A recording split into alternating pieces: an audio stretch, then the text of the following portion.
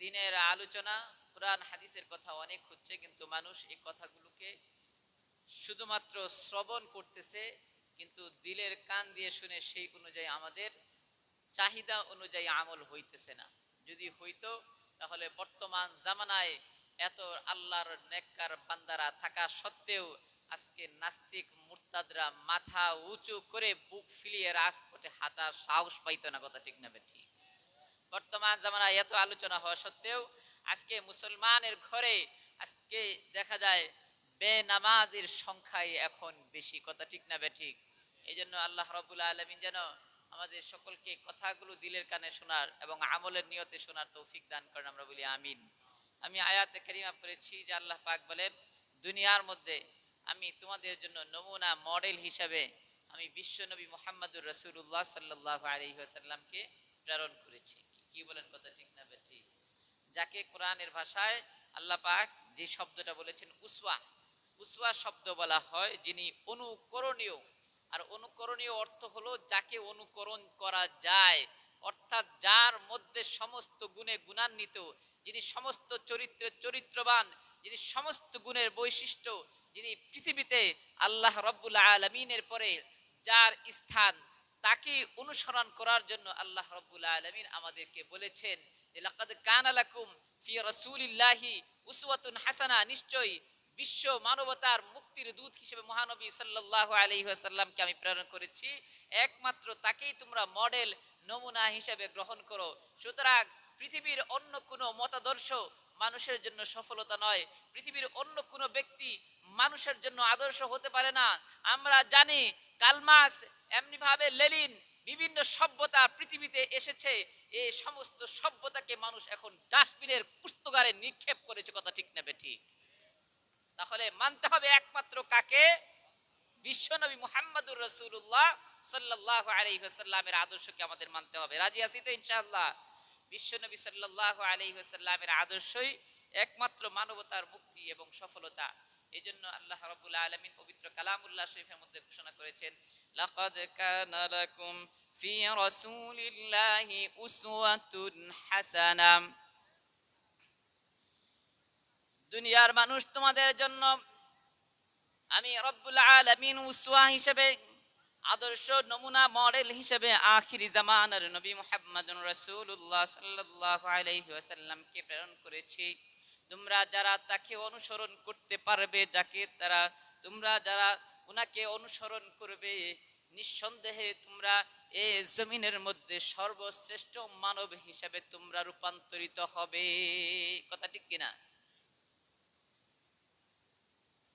হযরতে সাহাবায়ে কেরাম রিদওয়ানুল্লাহি আলাইহিম আজমাইন আল্লাহর রাসূল সাল্লাল্লাহু আলাইহি ওয়াসাল্লামকে মডেল হিসেবে মেনেছিলেন, যার জন্য তারা এত বড় মাকাম মর্যাদা অর্জন করেছেন, যার সম্পর্কে বলা হয়েছে আসহাবি কান্নুজুম। সাহাবায়ে কেরাম উনাদের অবস্থান হলো যে নবীকে মানার কারণে, নবীকে স্যাম্পল হিসেবে গ্রহণ করার কারণে জীবনের প্রতিটি ক্ষেত্রে আল্লাহর রাসূল সাল্লাল্লাহু আলাইহি ওয়াসাল্লামকে মানার কারণে সাহাবায়ে কেরামের মর্যাদা হইছে আকাশের নক্ষত্র সমতুল্য। আকাশের নক্ষত্র সমতুল্য। আকাশের নক্ষত্রর কাজ কি? যদি মরুভূমিতে মানুষ পথ হারিয়ে ফেলে, নক্ষত্রের দিকে তাকায় দেখে যে রাস্তা কোন দিকে গেছে। কথা ঠিক না বেঠিক? তারা তাদের গন্তব্যে যেমন পৌঁছতে পারে, সাহাবায়ে কেরাম এরকম আকাশের নক্ষত্র সমতুল্য। তোমরা যারা নবীকে মানবে, সাহাবায়ে কেরাম যেরকম নক্ষত্র সমতুল্য হয়েছে, তারা যেমন হেদায়েত প্রাপ্ত হয়েছে, জান্নাতি মানুষ হয়েছে, তোমরাও এরকম জান্নাতি হইতে পারবে। কথা ঠিক না বেঠিক? আজকের জামানায় এমন মানুষ আছে যারা নবীকে মানতে চায় না। আছে না নাই? হ্যাঁ, এদেরকে কি বলা হয় আপনারা বলতে পারবেন? হ্যাঁ, আরে কাফের তো নবীকে মানে না, আল্লাহরেও মানে না। কাফের তো কাফেরই, কিন্তু মুসলমানের মধ্যে এক দল আছে, এরা মুসলমান নয়। হ্যাঁ, এদের নাম হলো কাদিয়ানী সম্প্রদায়। কি সম্প্রদায়? যারা নবীকে শেষ নবী মানে না, তারা নিঃসন্দেহে কাফের, কথা ঠিক না বেঠিক? কোরআনে একটা দুইটা আয়াত নয়, অসংখ্য আয়াতের দ্বারা প্রমাণিত, 550 হাদিসের দ্বারা প্রমাণিত আল্লাহ রাসূল সাল্লাল্লাহু আলাইহি ওয়াসাল্লাম সর্বশেষ নবী। এই জন্য দেখেন, নবীকে যারা মানতে পারে নাই তারা জমিনের মধ্যে লাঞ্ছিত হইছে। যেমন আবু জাহেল লাঞ্ছিত হইছে, উতবা, শাইবা, ওয়ালিদ ইবনে মুগীরা, সবগুলি একটা নরদম নিকৃষ্ট আকারে তারা জমিনের মধ্যে নিহিত হয়েছে। এদেরকে কুকুরের মতো মারা হয়েছে। কিন্তু এই গোলাম মাহমুদ কাদিয়ানি, সে হয়তো নবীর যুগে সাহাবীদের হাতে মরে নাই, কিন্তু তার মৃত্যু হয়েছে বাথরুমের ভিতরে, কথা ঠিক না বেঠিক? আর যারা নবীকে মানতে পারছে তারা সফল কাম। হযরতে আবু মাহজুরা একজন সাহাবী, বয়স কত? বয়স হইল মাত্র 7 বছর। এই বয়সে তিনি আল্লাহ রাসূল সাল্লাল্লাহু আলাইহি ওয়াসাল্লামের জামানায় তিনি আল্লাহর রাসূলের আযানকে ব্যঙ্গ করতেন।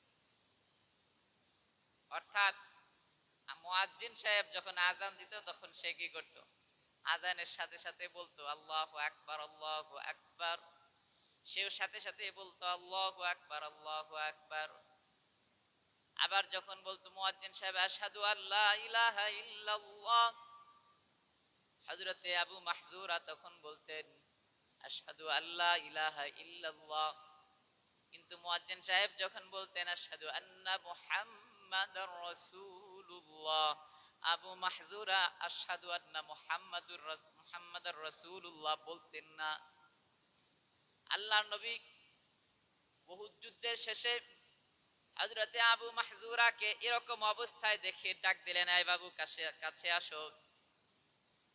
সব তো দৌড় দিয়েছে, আবু মাহজুরার সাথে যারা যারা ছিল সবগুলি পালাইছে।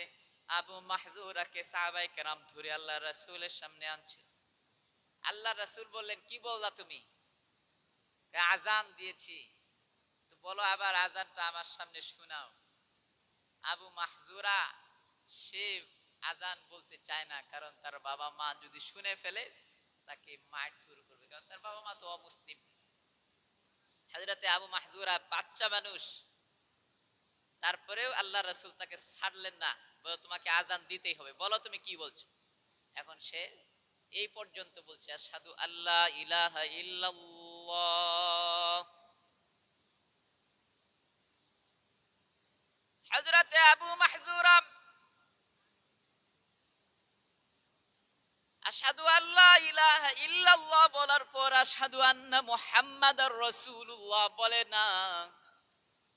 আল্লাহর নবী বললেন, আবু মাহজুরা বলো না কেন আশহাদু আন্না মুহাম্মাদার রাসূলুল্লাহ এর পরে বাক্যটা তুমি বলো আশহাদু আল্লা ইলাহা ইল্লাল্লাহর পরে কি? কারণ তারা আল্লাহ পাককে মানতো, আল্লাহ পাককে স্বীকার করত, কিন্তু তারা অনেকগুলি মূর্তির পূজার সাথে জড়িত ছিল, এই জন্য তারা কাফের ছিল। কিন্তু তারা আল্লাহ পাককে বিশ্বাস করত আর মুহাম্মাদুর রাসূলুল্লাহ সাল্লাল্লাহু আলাইহি ওয়াসাল্লামকে মানত না। এই জন্য এই বাচ্চা বলে না, কারণ জানে এটা বললে তার বাবা মা তাকে মারধর করবে। আল্লাহর নবী, বিশ্ব নবী, রাহমাতে আলম নবী সাল্লাল্লাহু আলাইহি ওয়াসাল্লাম বারবার বললেও সে বলতে রাজি না, বলবেই না। আল্লাহর নবী সাল্লাল্লাহু আলাইহি ওয়াসাল্লাম আবু মাহজুরার মাথার মধ্যে হাত দিলেন, মাথার মধ্যে হাত দিয়ে বললেন, বলো বাচ্চা তুমি এরপরে কি বললা? এরপরের বাক্যটা কি? আশহাদু আল্লা ইলাহা ইল্লাল্লাহ এর পরে কি? ওই বাচ্চার সাথে সাথে হযরতে আবু মাহজুরা বলা শুরু করে দিল, আশহাদু আন্না মুহাম্মাদার রাসূলুল্লাহ। আল্লাহু আকবার। হযরতে আবু মাহজুরা শুধু এটাই বলে নাই, পুরা আযান দিয়েছে। আল্লাহর নবী সাল্লাল্লাহু আলাইহি ওয়াসাল্লাম হযরতে আবু মাহজুরা সম্পর্কে বলেছেন, আমি তো এসেছিলাম, আমি উহুদ যুদ্ধের কথা বলেছিলাম। উহুদ যুদ্ধে নয়, নবীজি সাল্লাল্লাহু আলাইহি ওয়াসাল্লাম উমরা করার জন্য মক্কার উদ্দেশ্যে রওনা হয়েছিলেন, কিন্তু তিনি মক্কায় প্রবেশ করেন নাই। মক্কার ভিতরে প্রবেশ করা ব্যতীতই যখন ফিরত যান তখন সময়ের ঘটনা। আল্লাহর রাসূল বলেন, আবু মাহজুরাকে আমি মুয়াজ্জিন হিসাবে ঘোষণা করতেছি, যদিও আমি মক্কার ভিতরে প্রবেশ করি নাই। সুবহানাল্লাহ। হযরত আবু মাহজুরাকে জিজ্ঞাসা করা হইল, কোন কারণে তুমি এত সুন্দর করে আজান দিলা? কোন কারণে তোমাকে বারবার বলার পরেও তুমি কেন আজান দিতে রাজি হইলা না? রে এখন কেন আজান দিয়ে দিলাম? হযরতে আবু মাহজুরা রাদিয়াল্লাহু তাআলা আনহু বলেন, যখন আমার মাথার মধ্যে আল্লাহর নবী হাত রেখেছেন, আমার মনে হইল পৃথিবীতে এর চাইতে নিরাপদ, এর চাইতে শান্তির জিনিস আর কিছু নাই। কে কথা বলে এখানে? আমার কাছে মনে হইল দিলের মধ্যে আমার কেমন যেন এত বড় টান, এত মায়া শুরু হয়ে গেল। আমার পিতার মহব্বত আমার মনের মধ্যে নাই, আমার মায়ের মহব্বত আমার মনের মধ্যে নাই। তামাম পৃথিবীর সমস্ত মহব্বত ছিঁড়ে কেমন যেন আমার কাছে একটা শান্তি শান্তি, এমন একটা মায়া অনুভব হইল। আমি লক্ষ্য করে দেখলাম তিনি আর কেউ নয়, আখির জামানার নবী মুহাম্মাদুর রাসূলুল্লাহ সাল্লাল্লাহু আলাইহি ওয়াসাল্লাম। হযরতে আবু মাহজুরা তখন বললেন, ইয়া রাসূলুল্লাহ, কালিমা পড়ায়া দেন, এই মুহূর্তে মুসলমান হয়ে যায়। আল্লাহু আকবার। রাযিনা ইসমাতাল জাব্বারু ফিনা লানা ইলমু ওয়ালিল আ'দাই মালুন ফাইন্নাল মাল লা ইয়াফনি আন কারিবিন وإن العلم باق لا يزال أوليارا كار عقبى اختيار জাহেলারা কার দুনিয়া ইখতিয়ার। আল্লাহু আকবার। আল্লাহ নবী, বিশ্ব নবী সাল্লাল্লাহু আলাইহি ওয়াসাল্লামের অনুকরণ অনুসরণের মধ্যে এই জমিনের মধ্যে শান্তি এবং সফলতা নিহিত রয়েছে। হযরতে আবু বকর সিদ্দিক রাদিয়াল্লাহু তাআলা আনহু, যিনি এত বড় একজন সাহাবী, যার সম্পর্কে আল্লাহর রাসূল সাল্লাল্লাহু আলাইহি ওয়াসাল্লাম বলেছেন, জান্নাতের ৮ দরওয়াজা যাকে ভিতরে প্রবেশ করার জন্য আহ্বান জানাবে।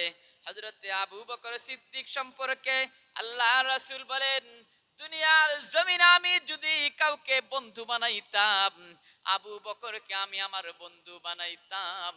জমিনের মধ্যে আমি নবী জীবদ্দশায় থাকা অবস্থায় আবু বকর ছিল আমার সাথী, আমি ইন্তেকালের পরে আবু বকর হবে আমার রওজা পাকের সাথী। আল্লাহু আকবার। আল্লাহর নবী, বিশ্ব নবী, রাহমাতে আলম নবী সাল্লাল্লাহু আলাইহি ওয়াসাল্লামের এত কাছে, এত আপন কিভাবে হইলেন? কারণ হইল তিনি নবীকে ভালোভাবে আঁকড়ে ধরেছিলেন। ও মুসলমান, আমার যুবক ভাইয়েরা, খেয়াল করে কথাগুলো শুনেন।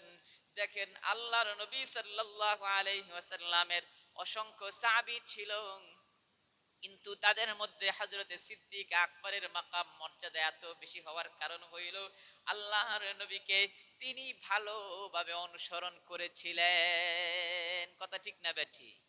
ঠিক না বেঠি? এই জমিনের মধ্যে অনেক মানুষ আছে যাদের কাছে কুরআন ভালো লাগে না, যাদের কাছে আল্লাহ এবং তার রাসূলকে ভালো লাগে না, কিন্তু হযরতে সিদ্দিক আকবর রাদিয়াল্লাহু তাআলা আনহু তিনি বলতেন, ইয়া রাসূলুল্লাহ, ইয়া হাবিবাল্লাহ, আমি সিদ্দিক আকবরের কাছে এই জমিনের মধ্যে সবচাইতে বেশি ভালো এবং আপন জিনিস, সবচেয়ে ভালো লাগার জিনিস হইল আন-নাজরু ইলা ওয়াজহি রাসূলিল্লাহ সাল্লাল্লাহু আলাইহি ওয়াসাল্লাম। গো আল্লাহর নবী, আপনার চেহারার দিকে তাকা আপনাকে বারবার দেখা আমি সিদ্দিক সিদ্দিক আকবরের কাছে সবচেয়ে বেশি প্রিয়। ও যুবক ভাই, তোমার কাছে ফেসবুক প্রিয়, তোমার কাছে গোলমার্ক প্রিয়, তোমার কাছে বিভিন্ন বস্তু প্রিয়, তোমার কাছে ইউটিউব প্রিয়। সিদ্দিক আকবরের কাছে আল্লাহর নবী ছিলেন সবচেয়ে বেশি প্রিয়। কথা ঠিক না বেঠিক? এখন জান্নাতে তুমি আগে যাবা না সিদ্দিক আকবর আগে যাবে? কি বলেন? যে ব্যক্তি আল্লাহর রাসূলকে যত বেশি মহব্বত করবে সে তত আগে জান্নাতে যাবে। কথা ঠিক না বেঠিক?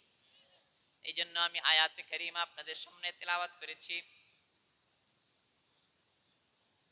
লাকাদ কানা লাকুম ফি রাসূলিল্লাহি উসওয়াতুন হাসানা। এই জমিনের মধ্যে আমরা দেখতে পাই কত মানুষ রয়েছে তারা বিভিন্ন ভাবে আল্লাহর রাসূলকে পাইতে চায়। তারা দেয়ালের মধ্যে লেখে বিশ্ব আশেকে রাসূল আছে না নাই। তারা ব্যানার ফেস্টুনের মধ্যে লেখে আশেকে রাসূল। তারা টুপির মধ্যে লেখে আশেকে রাসূল। বাস্তবিক পক্ষে এরা আশেকে রাসূল নয়, এরা আল্লাহর রাসূলের দুশমন। কথা ঠিক না বেঠিক? আরে মুসলমান, দাড়ি নাই, তুমি নবীর দাড়ি মুন্ডন করে তুমি কোনদিন আশেকে রাসূল হইতে হবা তো দূরের কথা, তুমি দাড়ি অস্বীকার করলে তো তুমি তো মুসলমানের কাতারে নাই। কথা ঠিক না বেঠিক? তুমি দাড়ি শেভ করে আশেকে রাসূল হও। আবার দাড়ি রাখছে ঠিক, কিন্তু সে নামাজ পড়ে না, পর্দা পুশিদা করে না। একজন হারামখোর কোনদিন আশেকে রাসূল হইতে পারে না। কথা ঠিক না বেঠিক? আশেকে রাসূল দেখতে চাও? হযরতে বিলাল রাদিয়াল্লাহু তাআলা আনহুর দিকে তাকাও। আল্লাহু আকবার। হযরতে বিলাল কত বড় আশেকে রাসূল ছিলেন! হযরতে বিলাল কত বড় আশেকে রাসূল ছিলেন! হযরতে বিলালকে দুশমনেরা যখন তার জবানের মধ্যে পেরেক লাগাইছে, হযরতে বিলাল বলেন, আমি বিলাল আমার জবানের মধ্যে পেরেক লাগাইছে, রক্ত ঝরতেছে, আমি আমার এই পেরেক খুলতে পারবো না, খুলবো না, কাউকে খুলতে দেওয়া হবে না। হযরতে সিদ্দিক আকবর বলে, বিলাল তুমি তোমার জবানের পেরেক খুলে ফেলো, আল্লাহর নবী দেখলে সহ্য করতে পারবে না বিলাল। হযরতে বিলাল রাদিয়াল্লাহু তাআলা আনহু বলেন, আল্লাহর রাসূল সাল্লাল্লাহু আলাইহি ওয়াসাল্লাম যতক্ষণ পর্যন্ত না আমার জিহ্বার পেরেক উনার নিজের হাতে না খুলবে, আমি বেলাল এই পেরেক কাউকে খুলতে দিব না। আল্লাহর নবী সাল্লাল্লাহু আলাইহি ওয়াসাল্লাম, হযরত রাসূল আরবী সাল্লাল্লাহু আলাইহি ওয়াসাল্লাম নিজের হাতে পেরেকটা খুললেন আর নিজের থুতু মুবারক হযরতে বেলাল রাদিয়াল্লাহু তাআলা আনহুর জিহ্বার মধ্যে দিয়ে দিলেন। সাথে সাথে হযরতে বেলালের ক্ষত স্থান ভালো হয়ে যায়। আল্লাহর নবী বলেন, কিয়ামতের ময়দানে আমি নবী জান্নাতে এমন একটা উটের উপর আরোহণ করব, যেই উটের রং হবে সবুজ, যা ইয়াকুত এবং মারজান পাথর দ্বারা খচিত থাকবে, যার পাগুলো থাকবে মারজানের ইয়াকুতের হীরার। যেই উটটা সবুজ রঙের হবে, ওই উটের মধ্যে আমি যখন আরোহণ করব, আমার উটের লাগাম ধরে ধরে জান্নাতে যে আমার সাথে সাথে প্রবেশ করবে সে হলো আমার বেলাল।